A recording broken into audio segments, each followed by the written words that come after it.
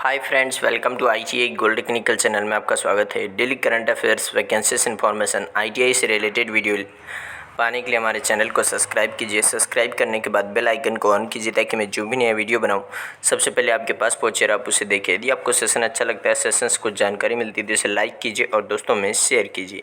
Share जरूर कीजिएगा क्योंकि यह कॉम्पिटिशन की तैयारी करने वाले बच्चों के लिए बहुत ही इंपॉर्टेंट सेशन है। चलिए सेशन की ओर चलते हैं। यदि आप हमारे चैनल आईटीआई गोल्ड टेक्निकल पर पहली बार आए हैं तो इसे सब्सक्राइब कीजिए और अपने दोस्तों से भी जरूर करवाइएगा। आज हम पढ़ेंगे 21 मई 2021 से जितने भी इंपॉर्टेंट करंट अफेयर क्वेश्चन बनेंगे वह इस वीडियो में पढ़ेंगे और इस वीडियो की पीडीएफ फाइल की लिंक मैं इसी वीडियो के डिस्क्रिप्शन में दे दूंगा। वहां से जाकर उसे डाउनलोड कर लीजिए ताकि एग्जाम के टाइम पर आप आसानी से रिवीजन कर सकते हैं। तो आज का हमारा पहला क्वेश्चन है, हाल ही में विश्व मधुमक्खी दिवस कब मनाया गया? तो इस क्वेश्चन का right answer option number C 20 मई। प्रत्येक वर्ष 20 मई को विश्व मधुमक्खी दिवस मनाया जाता है। मधुमक्खी कौन सी मक्खी होती है? यह जो शहद या हनी बनाती है वह होती है मक्खी, उसे मधुमक्खी कहा जाता है। 20 मई को विश्व मधुमक्खी दिवस मनाया जाता है और यह दिवस मधुमक्खी पालन के प्रणेता एंटोन जनासा का जन्म 1734 में स्लोवेनिया में हुआ था और मधुमक्खी दिवस का उद्देश्य पारिस्थितिकी तंत्र में मधुमक्खी और अन्य परागकणों की भूमिका को स्वीकार करना है। और दुनिया में खाद्य उत्पादन का लगभग 33% मधुमक्खियों पर निर्भर करता है, इसीलिए वे जैव विविधता के संरक्षण, प्रकृति में पारिस्थितिकी का संतुलन और प्रदूषण को कम करने में सहायक है। विश्व मधुमक्खी दिवस 2021 का विषय या थीम है be engaged, build back better for बीच।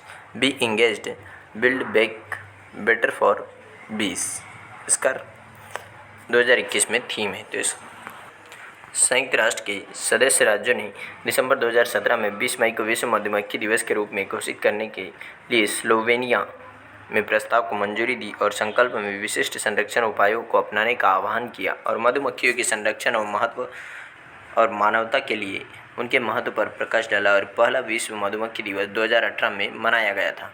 और कई बार यह क्वेश्चन पूछा जाता है कि मधुमक्खी का जो छाता होता है उसके पूरे झुंड में रानी मक्खी कितनी होती है? तो उसमें रानी मक्खी मात्र और मात्र एक होती है। कितनी होती है? एक होती है।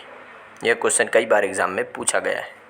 इस क्वेश्चन का right answer option number C. चलिए नेक्स्ट क्वेश्चन की ओर चलते हैं। नेक्स्ट क्वेश्चन है, हाल ही में कर्नाटक राज्य के मुख्यमंत्री ने कितने करोड़ रुपए के कोविड राहत पैकेज की घोषणा की है? तो इस क्वेश्चन का right answer option number A 1250 crore रुपए।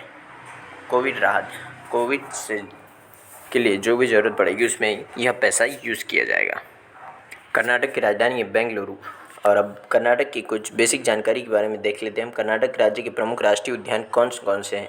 तो नागलहोर राष्ट्रीय उद्यान, बन्नेरघट्टा राष्ट्रीय उद्यान बेंगलोर में, बांदीपुर राष्ट्रीय उद्यान कर्नाटक, अंसी राष्ट्रीय उद्यान कर्नाटक डिंडोली, कुद्रेमुख राष्ट्रीय उद्यान कर्नाटक में, मद्दुमुलाई नेशनल पार्क कर्नाटक में। और कुछ वन्यजीव अभ्यारण्य यहाँ पर काबिनी वन्यजीव अभ्यारण्य, डंडेली वन्यजीव अभ्यारण्य, ब्रह्मगिरी वन्यजीव अभ्यारण्य कुर्ग में, रंगनतिट्टू पक्षी अभ्यारण्य यह श्रीरंगपटना में है। और कर्नाटक पर नंद और मौर्य सातवाहन राजाओं का शासन रहा है और 1973 में विस्तारित मैसूर राज्य का नाम बदलकर कर्नाटक किया गया था। किसका नाम बदलकर? 1973 में कर्नाटक किया गया था, तो मैसूर का नाम बदलकर। इसमें समुद्र तट की लंबाई 400 किलोमीटर है। कर्नाटक देश का पहला ऐसा राज्य है जहाँ पन बिजली संयंत्र स्थापित किए गए थे। यहाँ की प्रमुख नदियाँ हैं कृष्णा, भीमा, मालप्रभा, घटप्रभा, तुंगभद्रा, वेदवती, कावेरी, हेमवती, सिमसा, अर्कावती, लक्ष्मण तीर्थ, काबिनी, मंजरा, शरावती, मांडवी नदियाँ यहाँ की प्रमुख नदियाँ। भारत को नदियों का देश भी कहा जाता है।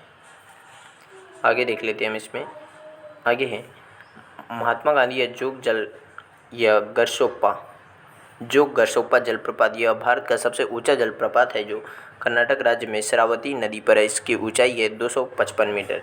भारत के अग्रणी बैंकों में से 7 बैंक की स्थापना कर्नाटक में हुई है, जैसे Canara bank, syndicate bank, corporation bank, Vijaya bank, Karnataka bank, वैश्य और स्टेट बैंक ऑफ मैसूर का उद्गम भी इसी राज्य में हुआ है। राज्य की न्यायपालिका में सर्वोच्च पीठ कर्नाटक उच्च न्यायालय है, जिसे स्थानीय लोग अट्टार कचेरी कहते हैं और राजधानी बेंगलुरु में स्थित है। कहाँ पर है? राजधानी बेंगलुरु में। कर्नाटक के प्रमुख लोक नृत्य है यक्षगान, गुल्लू कुनीथा। और प्रमुख झील है पंपा सरोवर, अय्यनकेरी झील, उनकल झील, उलसूर झील, कुक्करहल्ली झील, कावेरी और भीमेश्वर झील यहाँ की प्रमुख झीलें हैं। इस क्वेश्चन का right answer option number A. चलिए नेक्स्ट क्वेश्चन की ओर चलते हैं। नेक्स्ट क्वेश्चन है हाल ही में किसने anti covid medicine 2G launch की है? तो इस क्वेश्चन का right answer option number B DRDO. DRDO ने anti covid medicine 2G launch की है। डीआरडीओ का फुल फॉर्म है डिफेंस रिसर्च डेवलपमेंट ऑर्गेनाइजेशन, यानी कि रक्षा अनुसंधान और विकास संगठन। इसकी स्थापना की गई थी 1958 में। इसका मुख्यालय है डीआरडीओ भवन, नई दिल्ली। और इसके अध्यक्ष है डॉक्टर जी सतीश रेड्डी। और डीआरडीओ का आदर्श वाक्य है बलस्य मूलम विज्ञानम, जो संस्कृत भाषा में है। तो इस क्वेश्चन का right answer option number B. चलिए नेक्स्ट क्वेश्चन की ओर चलते हैं। नेक्स्ट क्वेश्चन है हाल ही में आई रिपोर्ट के अनुसार किराए पर गोदाम लेने के लिए सबसे महंगा शहर कौन सा है दुनिया में? तो इस क्वेश्चन का right answer option number A London. UK United kingdom की राजधानी लंदन में सबसे महंगा गोदाम मिलता है दुनिया के सभी शहरों में से। और ब्रिटेन की राजधानी है लंदन और ब्रिटेन के प्रधानमंत्री है बोरिस जॉनसन। तो इस क्वेश्चन का right answer option number A. चलिए नेक्स्ट क्वेश्चन की ओर चलते हैं। और लंदन किस नदी के किनारे है? तो लंदन है टेम्स नदी के किनारे। हाल ही में भारत का पहला कृषि निर्यात सुविधा केंद्र शुभारंभ कहाँ पर किया? दिया पुणे में किया है। तो इसका right answer option number D.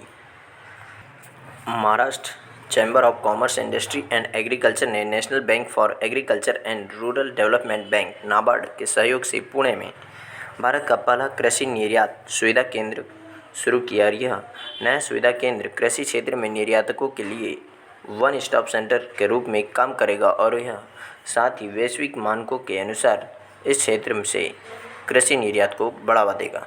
और नाबार्ड की स्थापना की गई थी 1982 में। कब? 1982 में इसकी स्थापना की गई थी। और इसके अध्यक्ष है प्रेजेंट टाइम पर GR चिंताला। कौन है? GR चिंताला।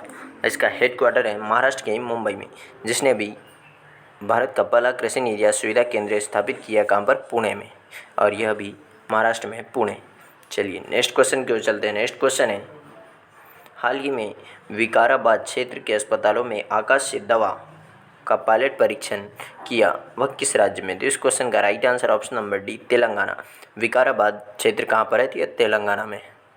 तेलंगाना सरकार ने विकाराबाद क्षेत्र के अस्पताल के चारों ओर फैले 16 प्राथमिक स्वास्थ्य केंद्रों का चयन किया, जो कि कई ड्रोनों के माध्यम से दवाओं की डिलीवरी से जुड़ी अपनी तरह की पहली परियोजना है, जो महत्वाकांक्षी आकाश से दवा का पायलट परीक्षण कर रही है।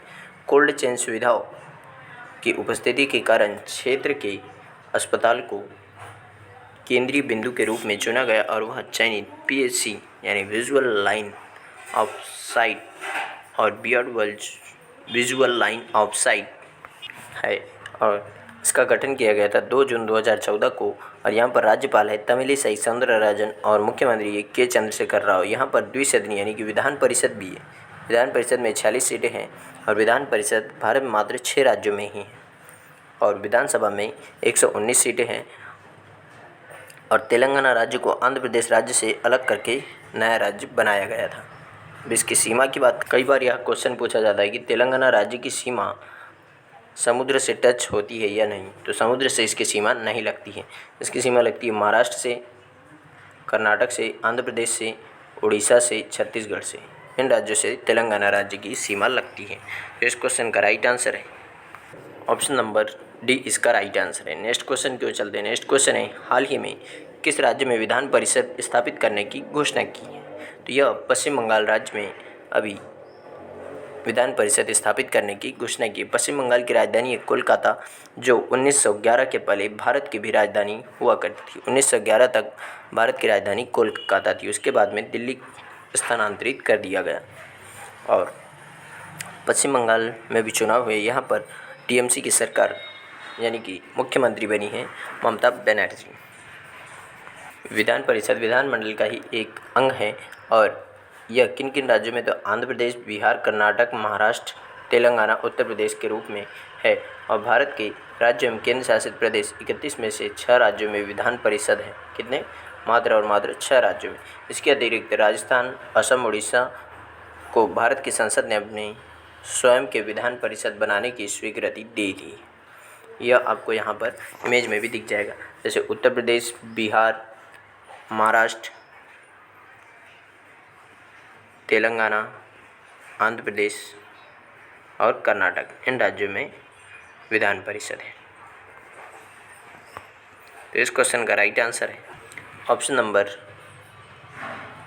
बी, इसका राइट आंसर है। चलिए नेक्स्ट क्वेश्चन की ओर चलते हैं। नेक्स्ट क्वेश्चन है, हाल ही में ईवा इंडेक्स में भारत किस स्थान पर है? तो इस क्वेश्चन का right answer option number A, तीसरे स्थान पर, यानी कि अक्षय ऊर्जा के मामले में भारत तीसरे स्थान पर है। सौर फोटोवोल्टिक मोर्चे पर असाधारण प्रदर्शन के कारण भारत ईवाई के अक्षय ऊर्जा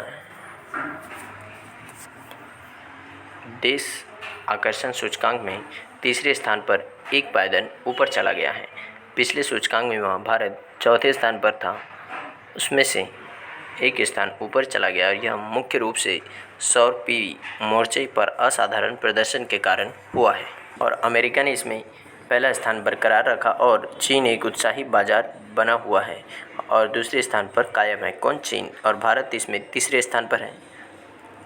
और 2030 तक अक्षय ऊर्जा विद्युत क्षमता के लिए 450 गीगावाट स्थापित करने के लिए भी प्रतिबद्ध किया गया है भारत में।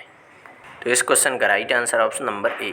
चलिए नेक्स्ट क्वेश्चन की ओर चलते हैं। नेक्स्ट क्वेश्चन है, हाल ही में मोक्टर ओगने किस देश के प्रधानमंत्री बने हैं? तो इस क्वेश्चन का right answer option number C, Mali गणराज्य के प्रधानमंत्री बने हैं मोक्टर ओगने, और यह यहाँ के फिर से प्रधानमंत्री बने हैं। यही है मोक्टर ओगने जो यहाँ के प्रधानमंत्री बने हैं और यह दोबारा से प्रधानमंत्री बने हैं इधर।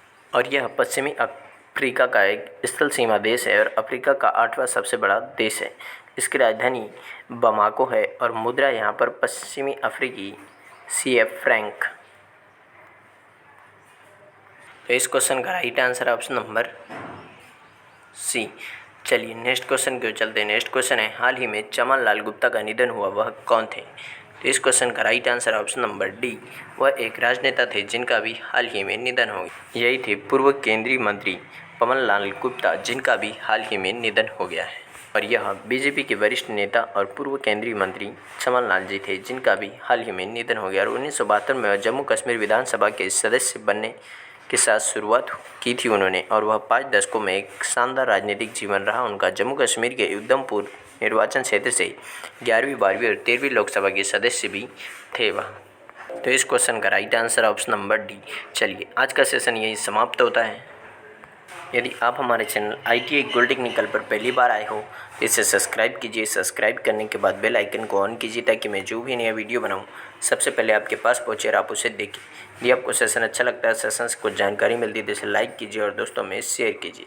Thank you so much watching for my video. मिलते हैं नेक्स्ट सेशन में।